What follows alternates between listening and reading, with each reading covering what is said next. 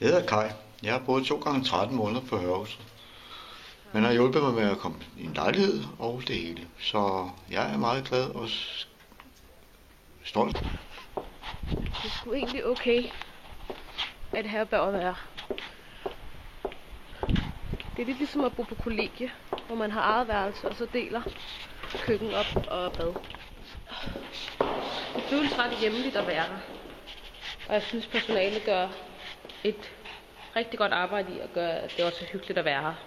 Så man kan godt nogle gange glemme, at man bor på et herberg, selvom at man godt ved det, men det er sgu fint nok. Her er der så opstillingstavle til vigtige meddelelser. Ja, og her har vi så tv-stuen. Og her er der så billiardbord til fælles benyttelse. Og så har vi en resultat af en billiardturnering, hvor der var en, der ikke fik så mange point. Vi nævner ingen navne, men der er ham, der står på hånden. Frederik, hvordan har du med at have været hjemløs og komme tilbage igen til Hørhuset? Ja, det er selvfølgelig er det, man havde fået lejlighed. Det har man så ikke mere nu.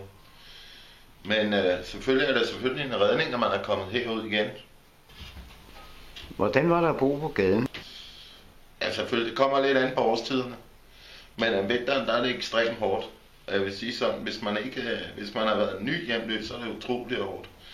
Men jo længere man har boet på gaden, jo nemmere bliver det, fordi man kender sine smuthuller, og man kender sine steder.